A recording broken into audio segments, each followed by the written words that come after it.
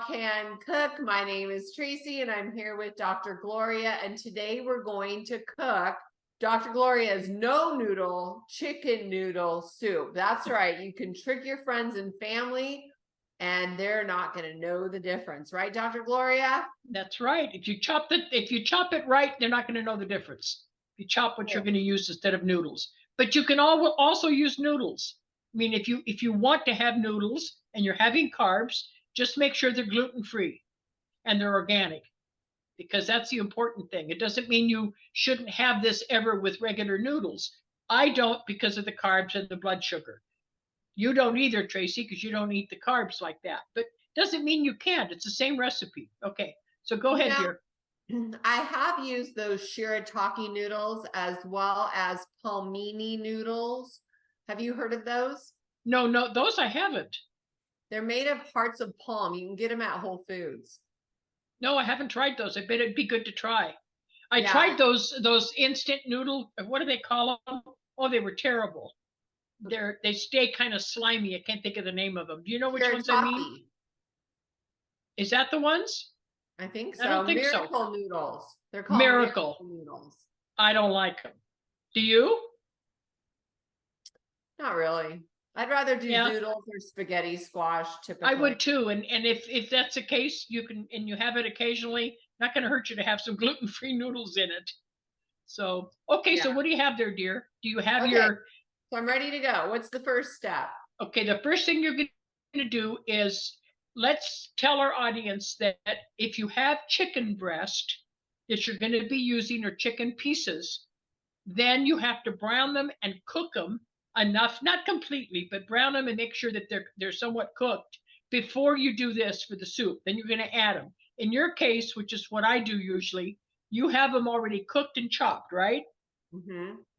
Okay, and I do that a lot in the winter when we're as crazy busy as all of us are right now, because I'll buy a rotisserie chicken and I can make 5 meals out of one chicken for 2 people. So that's what I use in this. So if you don't want to go through the trouble of cooking a chicken, buy the rotisserie chicken. Just make sure you read the labels so it doesn't have MSG and a bunch of other garbage in it. And then just cut it up and have a meal when it's fresh, and then maybe the next day put it in your soup.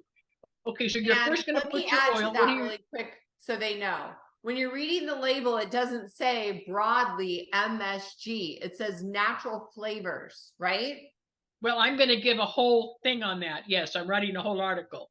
Natural flavors, seasonings, if they're not identified, I think I said that in one of my articles, if they're not identified specifically, Tracy, like you said, if they say seasonings or flavorings, that means they're hiding something. If they say seasonings, and then in parentheses it says rosemary and thyme and garlic powder or whatever, then you know they're not hiding anything. Because I have a whole list of legal aliases for MSG, and I will be sharing that with our members so that they can literally go with a little list to the grocery store and learn how to read labels. I have a course called Label Reading 101, and we're going to give it to them. Cool. Whether they want it or not, if they want to eat healthy, they have to learn to be a good shopper, and that means learning to read labels. Okay, so you're going to put in what, avocado oil in a pan? Yes, I like cooking with avocado oil, so but you can use coconut oil as well, or ghee, if you choose to. For some reason, you don't want the oils. So 2 tablespoons? Yes, about 2 tablespoons. Now remember that when you use oil to saute onions and garlic, it depends on the pan you're using and the stove, okay? So if you start sauteing the onions and seeing they're not getting brown enough, or they're not able to cook quick enough, you can add a little bit more oil. Usually what I do is add a little bit of butter, because I'm addicted to good organic butter. I think you had said you like the Kerrywood or something, didn't you? Yes, I like Kerrygold butter, grass-fed butter. That's all I use is Kerrygold. And let's explain that Kerrygold is made in, is it Ireland or Scotland? Ireland. And so they're very, very tight on their laws about what they can put in animals and how they're treated and how they're housed and all of that. So that is a really good one. Yes, it's a few cents more, but I want to say something, since this is health through education, not just cooking. When you have growth hormones, antibiotics, all the junk that they give the animals, okay? All of those things settle in the fat cells. So many times, like when I was working so much with the Fibromyalgia Society, you would get lumps that we call fibro lumps. And a lot of that is the toxins that sit underneath the tissue. And it's from things like, not just that, but it's like all the chemicals and the antibiotics and growth hormones that they give the animals. So Tracy's right. She mentioned to me on one of the other shows that she only used the Kerrygold, and that's my favorite too. And it's easy to find. Most grocery stores have it. It just costs a little more. Okay, so you're going to put your oil, whatever that is that you choose to use, put it on the stove and get it until it shimmers.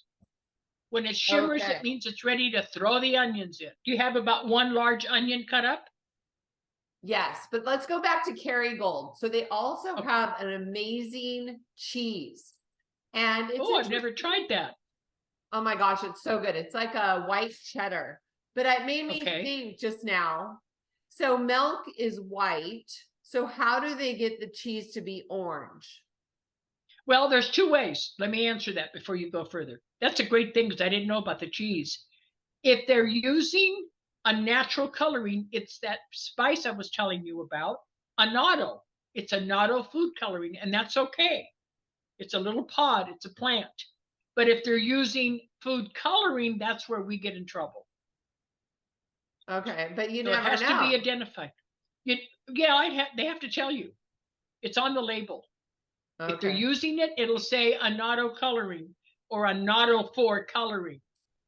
If it doesn't say that, just assume it's got artificial food coloring. Well, I So finally found it. what's a cheese taste like? Is it like a cheddar? Yeah, it's like a dry cheddar aged. It's Ooh, delicious. okay, I'll have to look for it. That's great. So what are you doing, dear? Chopping the garlic? Yeah, I forgot to. I know. You guys, Dr. Gloria is like, prep everything early. So I try, but it's hard in the morning. You know, I go to the gym, I have to deal with the chickens and the dog and my celery juice and helping You know, Cynthia. And you know what the life of a high energy gal is, so it's hard to squeeze it in. But yes, normally when I do a cooking show, everything is prepped ahead of time so we can just kind of dump and tell people what the recipe is. But well, then they wouldn't it's have okay. to hear us banter. Okay, Right. I can hear it sizzling. Let's go. Okay, throw the onions in.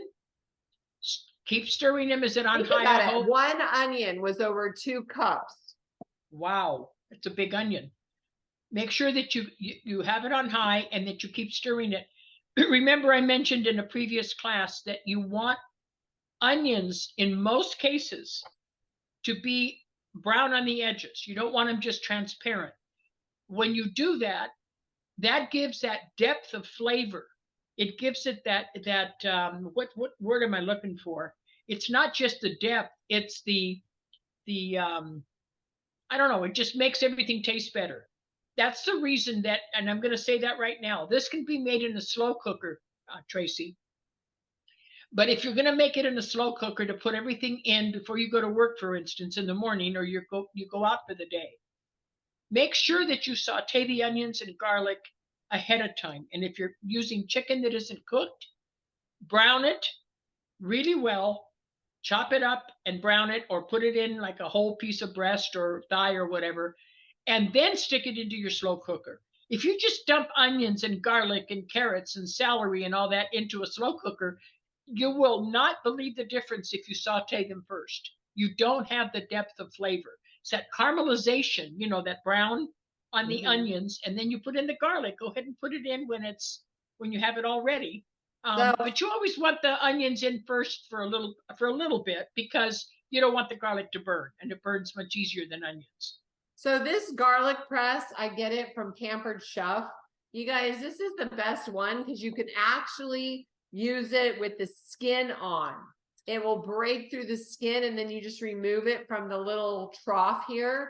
But for today, Really? I didn't use the skin. But my two favorite things that I get from them are the lemon or the citruser and Yep. the garlic thing. I have the citruser, but I don't have their garlic press. Okay, so now you're adding is it sizzling quite a bit on high? Yeah, And then it's eventually browning. we'll have yes, are the tips brown? It's getting there. Okay, as soon as they're brown, then it's okay. The garlic doesn't have to be brown, but it needs to be in there now. You don't want to wait until the end because you do want it to cook. Okay, so what you're going to do then, let's see. Let's go over the recipe. You've got carrots.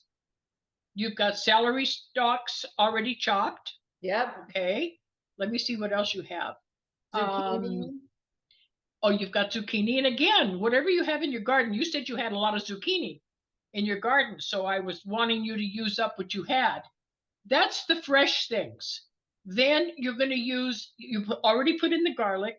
Now you're going to wait until that is sauteed, and then you're going to start adding your herbs and your chicken broth. So make sure that it's nice and sizzly and the And edges just are brown. FYI, I'm using fresh herbs, but you didn't mention how much fresh herbs. So I just grabbed about two, I don't know, maybe a tablespoon and a half of each. That's fine because when you're using, is that parsley? No. Basil? What is it?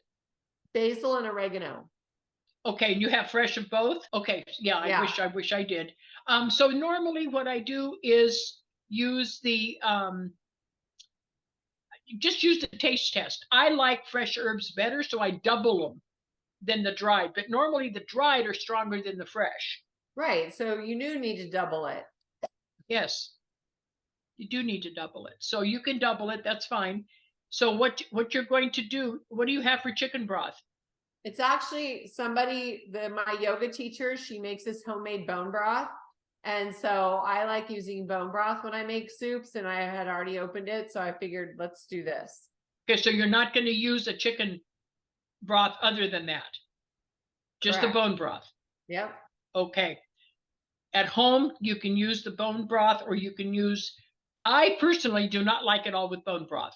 I like having some in it. I made some yesterday. I made beef broth yesterday, and I used some of the bone broth and some of the regular beef broth that broiled down when I cooked in the slow cooker because I made a hot roast yesterday. So, okay, so now how are your onions? Don't let them get burned. Okay. You know what I can do? I can maybe do half and half if that's what you'd prefer me to do. I prefer it because I don't think you're going to like the flavor with just bone broth. And yet bone broth is very healthy. And I like the fact that you have some, but I just don't think our audience, our members would like it as well to get the true flavor. If you want to change it later, that's fine. Are the onions getting brown on the tips? Yeah. So instead of 4 cups of bone broth, how about if I do 2 cups of chicken broth? Yes. And 2 cups of bone broth. Yes, perfect. Oh, I happen to have a handy dandy measuring cup still sitting here. And is it a 4-cupper? It's a 2-cupper, so I'll just do 2 okay. and 2. That's great. Whoops. And that's close enough. You know, it doesn't matter. Finish that 2-cupper like that, yes, and then do 2 cups of the rest of the bone broth. Okay, because you need 4 cups. What do I add first after the onions are done? You can do, usually you add the bone broth. I mean, or the chicken broth. It doesn't say that on the recipe. And then add all of your chopped vegetables, the celery, carrots, zucchini, the lemon juice. I'm not going to read each quantity because it's in the recipe. Then you add the lemon juice and stir it well. So since this chicken is cooked already, we're not going to add it until just a little bit later. This is a great immune boosting soup too. It's not like my immune boosting soup revision 2023, but it's anytime you have chicken, if you're going to use it as an immune boosting soup, it has to be chicken that you're cooking, okay? That's raw, you brown it. If you've already got it cooked and you're putting it back in, it's not going to act the same as, remember the old Jewish chicken soup penicillin recipe? Jewish people always made chicken soup when they were sick. So don't think it's going to be as much of an immune booster if you are using pre-cooked chicken. So what did you put in? Carrots, I just zucchini, added the celery. celery and the carrots. Now in goes the zucchini and the lemon juice. Okay. And then the herbs now also? Yes, all the herbs. So you've got basil, oregano, salt, pepper. Your broth is already in there. How much salt? Well, don't put, everybody's so different. I like things salty, but I can't have them salty because of my partner's kidney issues. So I'm gonna wait on that. I'm gonna test it first and then wait on exactly, because you don't know how salty the broths are. So I never salt until the end, right? And then if you need more, fine. Otherwise, it's really hard to get too much salt out. Okay, so now you're going to cook that soup on high and let it get to a full roar. You don't have to. You can if you want to, but you don't have to. I never do. And then let it get to a full roaring boil. It's boiling away there, okay? It's about 15 minutes or so for that to happen. Then you're going to reduce it and you're going to add the cabbage. Okay, let's talk about that. How did you shred it? You guys, this is your noodles. What I did was I took a half a head of cabbage and I used the thinly sliced edge of my, let me see that. The slice edge of my grater or of my Cuisinart, and then it would thinly slice so it resembles noodles. Before, when I've done it, I've done the shredder, and that's too mincy. It's too teeny tiny. I have too, and I didn't realize. Show us again which blade you use, because I have that, but I used the wrong blade when I tried to. Okay, so you used the small one? Yeah, well, I don't know. I just used thin slice. One. The thin slice. Okay, perfect. Now you can do that on a mandolin too, but the mandolin is a lot more work. Yeah, like you showed last time. You've got to wear the. Yeah, this is faster. So give us a handful of noodles so we can see what they look like, so people don't go, oh, how's it going to look like noodles? Yeah, see, it looks like noodles. And so tiny noodles, yes. And you can do it by hand if you don't have a food processor, but it's a lot more work because you've got to chop it really thin by hand and then cut them again usually in thirds or fourths to get the size that you would get a noodle that you'd have like in chicken noodle soup. Okay, so you've already done that. So, it's delicious. Now, are you going to use parsley or cilantro? What are you going to do for towards the end or for garnishes? So, okay, I was going to use Parmesan, no more herbs, and here's why. So I don't buy pre-shredded Parmesan. I buy the true Italian Parmesan in the wedge. And then I use the other blade on the chopper blade on the food processor. Right. And I process my own Parmesan. So it's really, really good. Okay, so do I. But do you use the rind? That's the best part for soups. I do the whole brick. Parmesan. You do the whole brick. I buy the one with the rind. And the rind is what you put, it's a chunk. Usually it's in a wedge. And we grind it all. And then it has it looks like a waxy thing, but it's not wax. It's the rind that forms when they're aging it. And for instance, in true Italian soups, they put a chunk of that into the soup and it melts and it completely changes the flavor. It's delicious. So you can put the Parmesan afterwards. So next time you buy a chunk, get it with the rind. It's delicious. And the rind? It's kind of a yellowish white, kind of like a coating on it. I have to find that. Look for it. And then don't put it all in because it's very salty. Put just a piece, I'm saying probably a 2-inch piece in a pot of soup like that with roughly 4 cups. And then the rest of it just keeps forever in your cheese drawer, or you can freeze it. And next time you make any kind of soup, throw that in there because it gives it that, just like the onions, give it the depth of flavor because you're caramelizing the tips. This gives it a depth of flavor of the cheesiness without the cheese. It's actually the rind of the cheese. If you in Italy, when they make the cheeses, they have this thick coating on the outside, and that's what I'm talking about. That's the rind. Okay. Yeah, I need Okay, to go and to I know that. Italy. We have an Italy. It's about 40 minutes away from me. I need to go check it out and see if I can find all that good stuff. Oh, I can tell you where to go, dear. I know it inside out. Oh, inside Italy. Do you guys have one in your area? Oh, I thought you meant Italy, not Italy. Okay. No, we do not. Have you If heard of they it? do, yes, I have. Yeah. But you need to find those nice ones. Tell them you want one with a rind if they have a Okay. deli, because our deli even has it with a rind. You can get it that way. Should we tell Okay. them about the apron? I think you should. I think it's cool. And I'm upset I haven't gotten mine yet in the mail. I know. I need to follow up on that. I don't know why you didn't get it. So you guys, this I don't apron we either. had done. I don't know if you can see it, but it says Yep. Waves of Wellness on it. And just kind of a fun little thing, Cynthia. The waves of wellness are hard to see because it's in dark stitching, but the logo shows up really nice, especially contrasting your white chef's hat. Cool. All Okay, right. so look and see how it's bubbling. Is it a full roaring boil? Yes. Okay, so you would cook it for about, I don't know, 15, 20 minutes. Wait a minute, we haven't put the chicken in yet.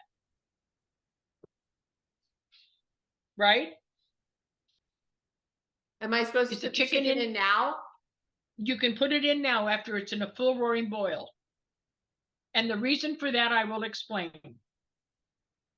Since that chicken is already cooked, what we want is the melding of all the flavors from the spices and the broth and all of that to go into the chicken that's already cooked. So once it's like a rotisserie chicken, let's say, and you've chopped it up and put it in, it doesn't have a lot of flavor because the flavor is usually out in the skin if they've used it in a rotisserie.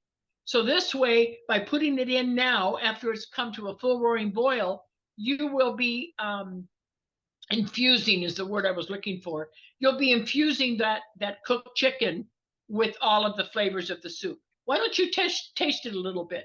There's nothing in there you shouldn't taste because the chicken was already cooked. You wouldn't want to do it if it was raw. Okay. Taste it and see how your salt is, and add plenty of pepper, because like me, you like a lot of pepper. I like spicy. But So I don't want a lot to of black tongue, pepper. so I have to go slow and blow on it. Does it need salt? Yeah, little salt, more pepper. Okay. Okay. I think Go I'm ahead going and to start add what with it is. half a teaspoon. Do you think that's okay? It's okay, but I don't want to give them measurements because it's to everybody's taste and dietary needs. So you put it in for your taste. If you have kidney issues, if you have hypertension, you've got to be careful. And thank God I don't have hypertension, but boy, do I love salt. I have to really watch myself to not overdo it, especially as much as I cook. I Okay, thought that so the now salt hypertension thing was not a thing. I thought that salt was most. it is it's a thing to a certain extent. I will write an article about it. Woo! It's a thing to a certain extent, but the other thing that it does is it retains fluid in the body. And with me, like with swollen feet because of the lymphatic system issue, it just causes more fluid retention, which then can cause hypertension. Does that make sense? Yes. So it's not the direct cause, but it's secondary. So now I cook this for 15 minutes. So I set the timer. Actually, I'll set the timer for just like 12 minutes. And then I add the cabbage. Then you add the cabbage, and then you salt and pepper again. You taste it. And that's it. How long does it take for the cabbage to cook? Until the cabbage is cooked, about 10, 15 minutes, depending. You want it really soft like noodles. So again, it depends. It's so hard to say because, as I mentioned before, I'm in a temporary place with an electric stove that I hate. That takes twice as long as your gas stove would take. So roughly 15 to 20 minutes. I like cooking everything longer. If that were me right now, Tracy, and I wasn't going to have it until dinner tonight or tomorrow, I like it the second day. a lot of the things I cook, I don't eat the first day. I would throw all that into a slow cooker and let it cook and have it tomorrow. That's what I would do because I don't like the flavors of the first day. Anything that is like that, I never eat the first day, whether it's chicken curry, whether it's meatloaf even, I'll slice it or I'll make, small meatballs and I never eat it the same day I cook it. I always plan my week. Like we made the pot roast and we're going to have it tonight. Didn't eat it last night for that reason. And I cooked it like 8 hours. So it's important that people understand you don't have to slave over the stove at that moment. If you know you're going to be busy, 2 or 3 days later, cook in advance. That's why I cook on Sundays. Cook in advance, get all your mess over with and all your prep, clean everything up, and then you just stick it in slow cookers, or I have 4 slow cookers, no joke. 4 different ones, yeah. They're not crock pots, they're different. You can use a crock pot. But a slow cooker usually means you can saute right in it. You don't have to do it in a separate pan, even though I do. Okay, so now we add the cabbage and stir it up and then cook for another half an hour. Oh man, this is gonna be... Or in a slow cooker for several hours. Okay, you guys, let's see if the soup is done. All right, let's bring it over here. Take a look. Oh, you guys, this is a huge treat. And I'm just gonna ladle it into my bowl. Yep, no noodle, chicken noodle. So it's not what we call Jewish penicillin because the chicken was not raw when you put it in, or at least not fresh. It was already cooked. What are you putting on top? I am topping it with some fresh Parmesan that we made. With the Parmesan? Yep. That you grated yourself. Okay, you guys, take a look. Don't burn yourself. Now, as I was telling you, Tracy, it looks like chicken noodle. Like I was telling you, if you have a lot of zucchini like you have this year, you can always, the last 15 minutes or so of cooking the soup, you can always cut it like in little pieces, little chunks, and put in the zucchini. It's delicious. It changes the whole flavor. But right now we were trying to make as close as we could to chicken noodle soup without the pasta noodles. So tell me how it is. Okay. Does it have a good aroma?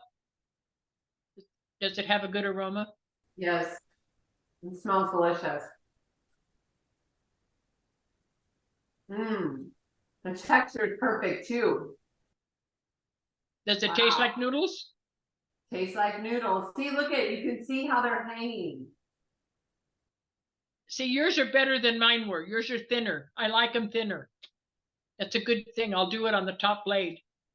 Much thinner. Mine are a little thicker than that, and I prefer them like yours are. So, a funny story. One of my patients has 2 children that are very, very gluten intolerant, okay? And they wanted chicken noodle soup, so she wanted to make my recipe. When she made it, they not only loved it, but they said, we want this over toast. So she got them some gluten-free toast and made it like a hot sandwich and poured all this on top of it. And she says, that's the only way they'll eat it now. So there's so many things you can do with it. Who would have thought of making this like I would call it like a hot chicken sandwich, right?